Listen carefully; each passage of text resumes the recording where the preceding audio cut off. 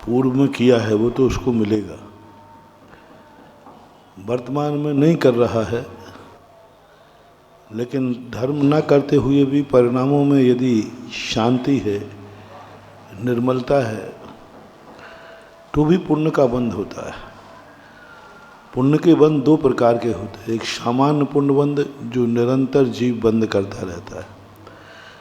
जैसे आपको कोई गंदी चीज़ देखने में आई, आपने आँख झुका ली, आपको पुण्य का बंध हो गया। किसी जीव ने आपको कुछ खाने को दिया,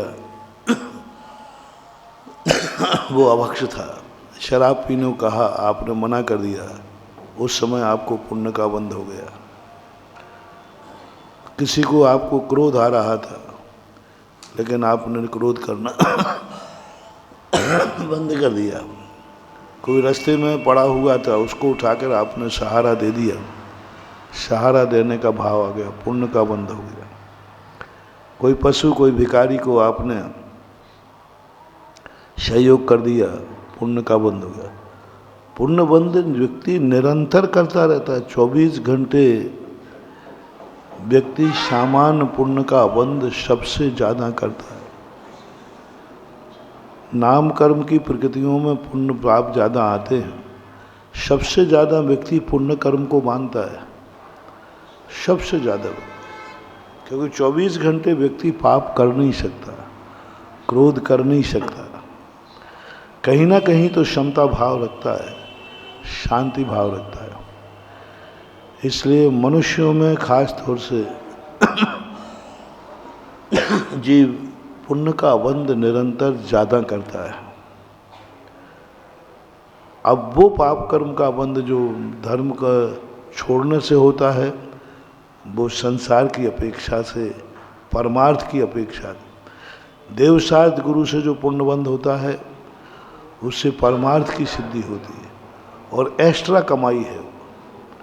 सामान तो सभी बंद कर रहा है, चींटी भी करती है पुण्य का बंध, कीड़े मकोड़े भी पुण्य का बंद करते हैं, मच्छर भी पुण्य का बंद करता है, सांप बिच्छू भी पुण्य का बंद करते हैं, पशु पक्षी भी पुण्य का बंद करते हैं, यहाँ तक कि पेड़ पौधे भी पुण्य का बंद करते हैं।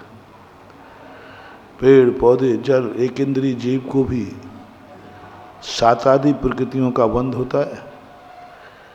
एक इंद्रिय आदि जीव भी उच्च गोत्र का बंध कर लेते हैं। एक चींटी उच्च गोत्र का बंध कर सकती है।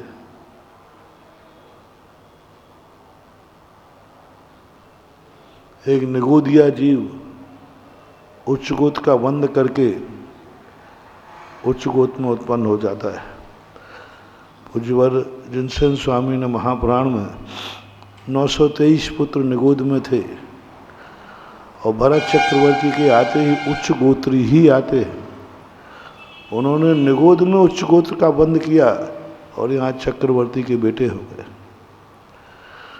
तो पुण्य प्रकृतियों का बंध जो है, 1 इंद्रिय, 2 इंद्रिय, 3 इंद्रिय, 4 इंद्रिय, 5 इंद्रिय, सभी जीव करते रहते हैं निरंतर, और वो परिणामों के आश्रित है। लेकिन उससे मोक्ष मार्ग नहीं बनेगा। मोक्ष मार्ग बनाने के लिए जो आपको षड आवश्यक कहे हैं, सच्चे देवसात गुरु के आलम्बन भूत परिणतियाँ हैं, तभी मोक्ष मार्ग बनेगा। इसलिए पुण्य के 2 भाग करना चाहिए, एक संसार की व्यवस्था बनाने वाला पुण्य और एक परमार्थ की सिद्धि करने वाला पुण्य। तो परमार्थ की सिद्धि करने वाला पुण्य सम्यक दृष्टि ही बंद करता है, और संसार की सिद्धि को बंद करने वाले चारों गति के जीव निरंतर करते रहते हैं।